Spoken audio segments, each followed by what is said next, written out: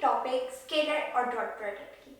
अगर हम स्केलर और डॉट प्रोडक्ट देख रहे हैं तो उसके कुछ ना कुछ खसूसियात हैं, जिसमें से हम 3 को डिस्कस कर चुके और इस वीडियो में हम बाकी के कैरेक्टरिस्टिक्स को डिस्कस करेंगे। हमारे पास एक कैरेक्टरिस्टिक यानी एक खसूसियत डॉट प्रोडक्ट की ये भी है कि अगर हम 2 वेक्टर्स ऐसे ले रहे हैं जिनका सेम मैग्नीट्यूड है, जो बिल्कुल हमें सेम मैग्नीट्यूड दे रहे हैं, तो उनका प्रोडक्ट कैसा होगा।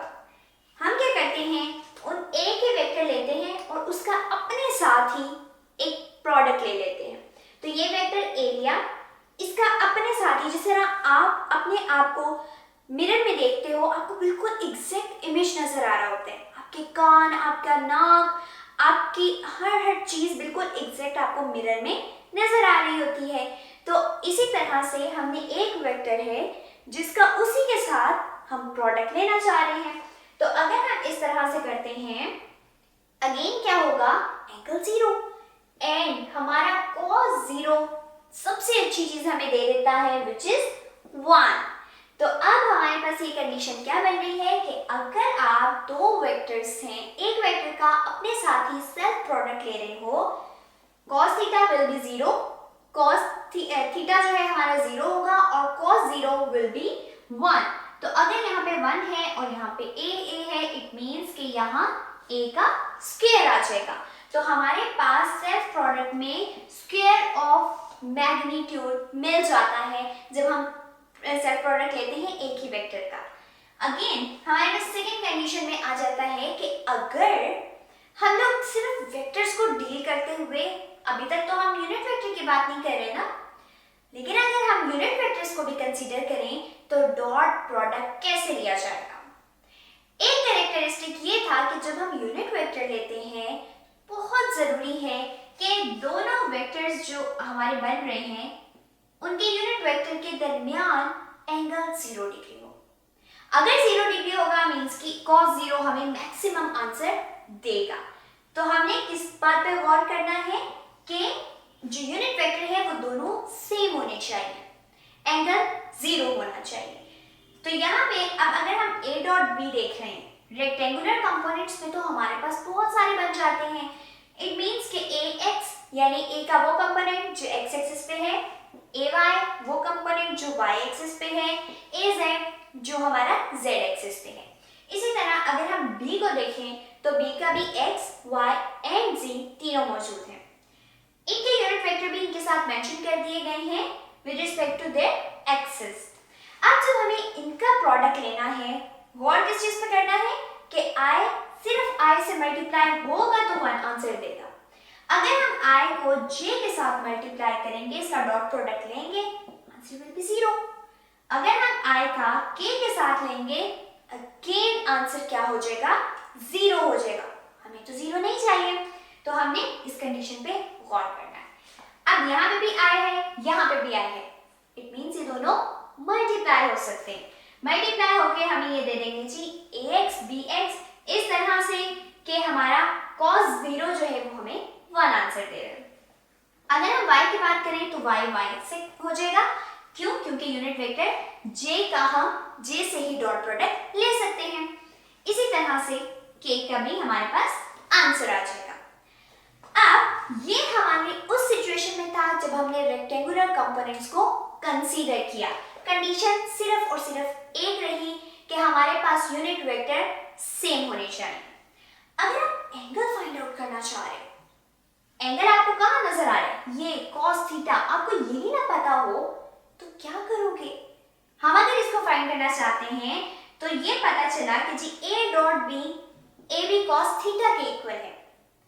अगर ये इसके इक्वल है और हम इसको रेक्टेंगुलर कंपोनेंट्स के अकॉर्डिंग देखें तो a डॉट b तो इसके भी इक्वल था। जब हमारे पास ये 2 सिचुएशन आई कि यहाँ से a डॉट b का आंसर ये भी आ रहा है, जबकि a डॉट b सिंपली हमें ये भी आंसर शो कर सकता है।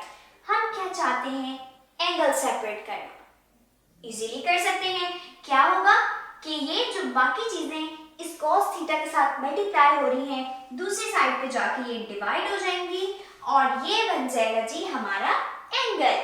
यहाँ से हम डायरेक्ट डायरेक्शन भी फाइंड आउट कर सकेंगे, एंगल भी फाइंड आउट कर सकेंगे और इस तरह से हमारे पास कैरेक्टरिस्टिक्स मुकम्मल होते हैं। चलते हैं सबसे पहले कि ये वेक्टर और क्रॉस प्रोडक्ट है क्या।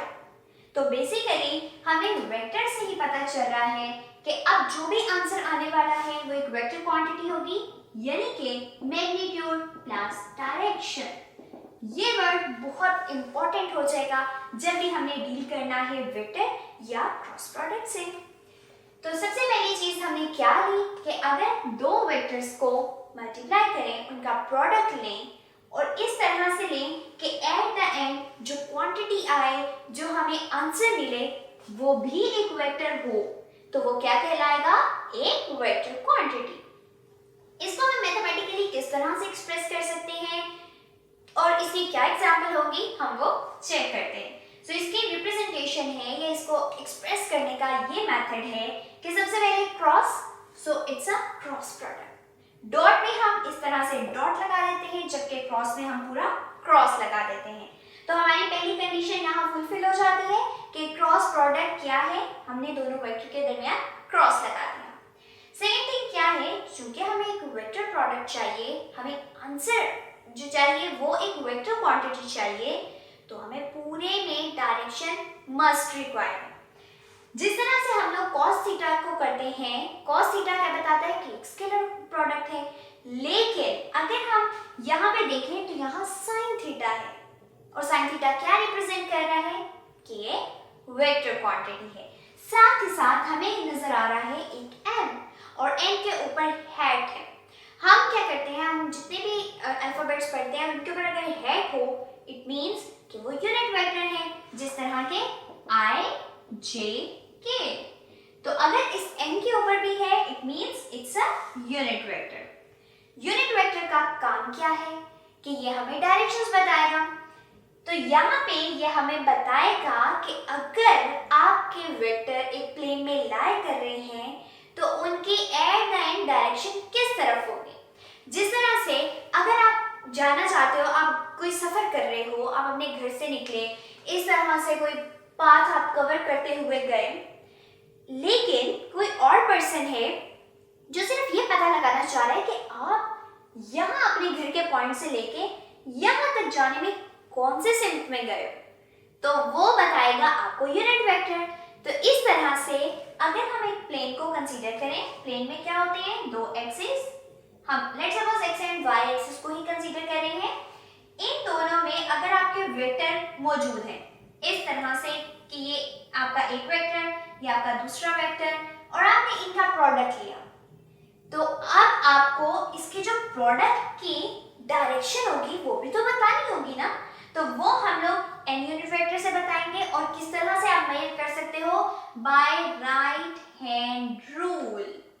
राइट हैंड रूल क्या बताता है, सबसे पहले अपना राइट हैंड लें।